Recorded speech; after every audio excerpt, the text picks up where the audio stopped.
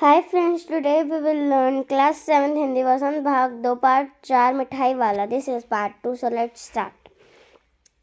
आज अपने मकान में बैठी हुई रोहिणी मुरली वाले की सारी बातें सुनती रही. मतलब आज मुरली वाला आया था तो उसने सारी बातें सुनी. रोहिणी अपने घर में बैठी बैठे सारी बातें सुन रही थी जो मुरली वाला कह रहा था. आज भी उसने अनुभव किया बच्चों के साथ इतने प्यार से बात करने वाले फेरी वाले पहले कभी नहीं आया. मतलब उन्होंने ये सोचा इतनी प्यार से बात करने वाला फेरी वाला पहले कभी भी नहीं आया. फिर वह सौदा भी कैसे सस्ता बेचता है, फिर वो सामान भी सस्ता बेचता है. भला आदमी जान पड़ता है, लेकिन आदमी कैसा है वो जाना पहचाना लगता है. समय की बात है, जो बेचारा इस तरह मारा फिरता है, पेट जो न कराए सो थोड़ा. मतलब एक समय की बात है ये, जब समय हर मतलब टाइम से की बात है ये अपना सामान बेचता है और फिर अपने पेट की टेंशन नहीं लेता कि उसका पेट भरेगा या नहीं. इसी समय मुरली वाले का क्षीण स्वर दूसरी निकट की गली से सुनाई पड़ा. बच्चों को बहलाने वाला मुरलिया वाला. मतलब फिर वो मुरली वाला दूसरी गली में चले गया था तो उसका स्वर दूसरी गली में से आया. क्या स्वर आया? बच्चों को बहलाने वाला मुरलिया वाला. रोहिणी इसे सुनकर मन ही मन कहने लगी, और स्वर कैसे मीठा है इसका. रोहिणी ने ये स्वर सुना और कहने लगी कि ये स्वर इसका कितना मीठा है. बहुत दिनों तक रोहिणी को मुरली वाले का वह मीठा स्वर और उसके बच्चों के प्रति वे स्नेह सिक्त बातें याद आती रही. मतलब बार बार रोहिणी को ये मुरली वाले की बातें याद आती रही. महीने के महीने आए और चले गए. फिर मुरली वाला ने आया. मतलब एक महीना आया फिर चला गया, आता गया. फिर बाद में कभी मुरली वाला नहीं आया. धीरे धीरे उसकी स्मृति भी क्षीण हो गई. बाद में उसकी आवाज़ें भी नहीं चर्चा भी नहीं हुई गली में. 8 मास बाद मतलब 8 महीने बाद सर्दी के दिन थे. रोहिणी स्नान करके मकान की छत पर चढ़कर आज अनुलंबित केश राशि सुखा रही थी. मतलब सर्दी का टाइम था जो रोहिणी है ना नहा के अपने ऊपर कपड़े सुखा रही थी.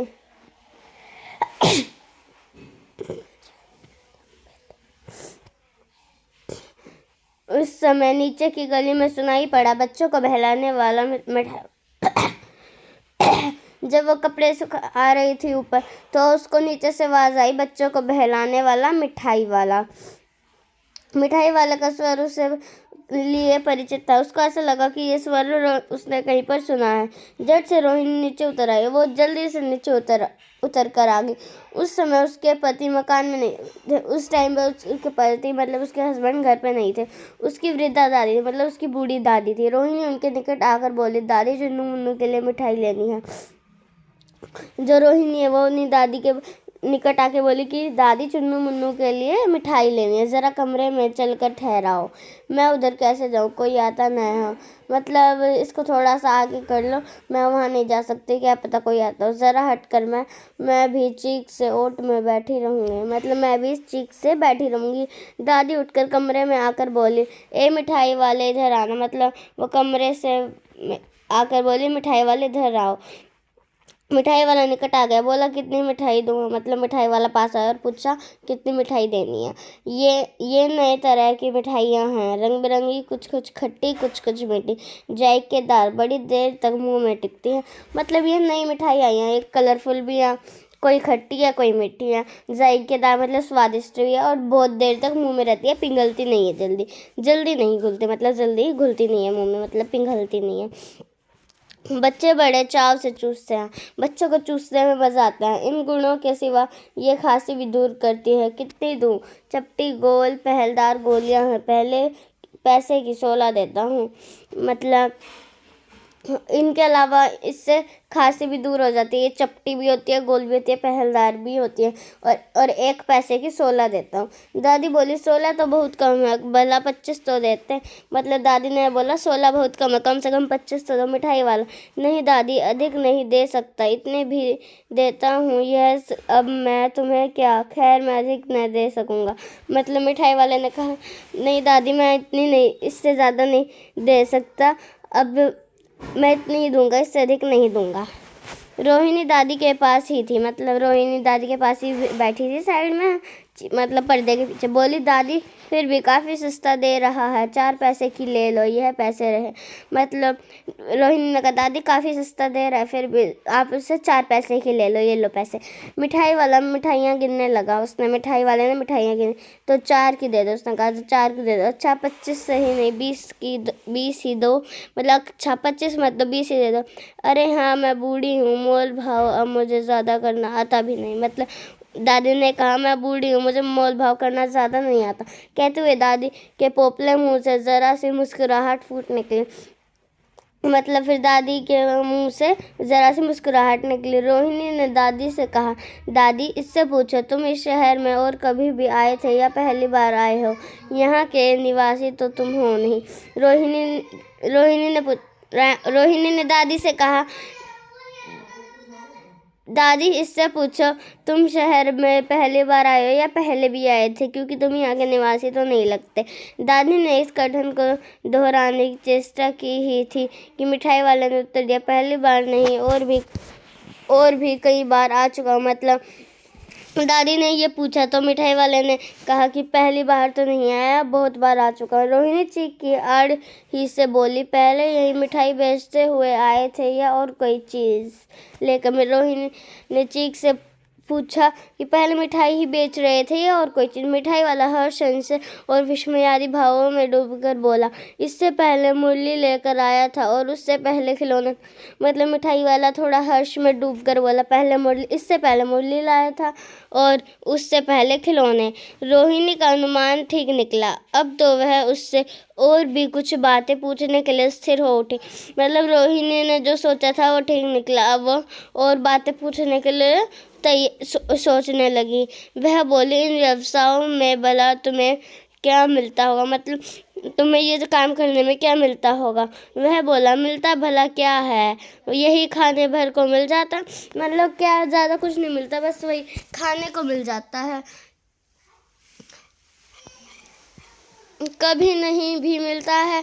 पर हाँ संतोष, धीरज और कभी कभी असीम सुख जरूर मिलता है और यही मैं चाहता हूँ। मतलब कई कभार खाने को भी नहीं मिलता है, लेकिन मुझे संतोष मतलब खुशी भी मिलती है, धीरज भी मिलता है और सुख भी मिलता है, और यही सब मैं चाहता हूँ। ऐसा मिठाई वाले ने कहा। सो कैसे, वह भी बताओ। वो कैसे मिलता है तुम्हें, वो भी बताओ।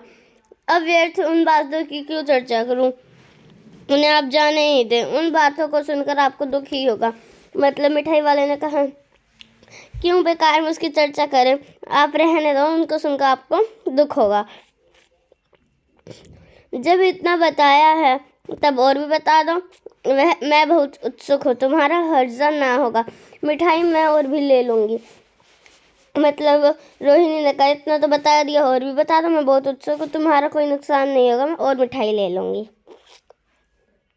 अतिशय गंभीरता के साथ मिठाई वाले ने कहा मैं भी अपने नगर का एक प्रतिष्ठित आदमी था, मकान, व्यवसाय, गाड़ी घोड़े, नौकर चाकर सभी कुछ था, स्त्री थी, छोटे छोटे 2 बच्चे भी थे। मेरा वह सोने का संसार था, बाहर संपत्ति का वैभव था, भीतर सांसारिक सुख था। मतलब उसने थोड़ी गंभीरता से कहा मैं भी एक नगर का निवासी था, मेरे पास मकान भी था, गाड़ी घोड़े भी थे, नौकर भी था, सब कुछ था, मेरी एक स्त्री भी थी, छोटे छोटे 2 बच्चे भी थे, उसका पूरा संसार सोने सा था, हर संपत्ति वैभव सब कुछ था। स्त्री सुंदर थी, मेरी प्राण थी। मतलब उसकी जो स्त्री थी, मतलब उसकी वाइफ थी, वो सुंदर थी और उसकी जान थी। बच्चे ऐसे सुंदर थे जैसे सोने के सजीव खिलौने, उसके बच्चे ऐसे सुंदर थे जैसे कि क्या है, खिलौने हो सोने के।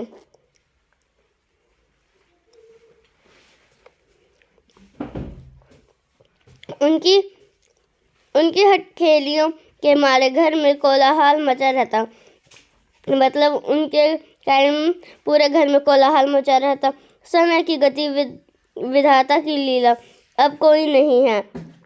मतलब विधाता की, भगवान की लीला सब कोई भी नहीं है। दादी प्राण निकाले नहीं निकले। दादी ने पूछा प्राण निकाले या खुद निकले? इसलिए अपने उन बच्चों को खोज में निकला हूँ। मतलब उन बच्चों की खोज में मैं निकला हूँ।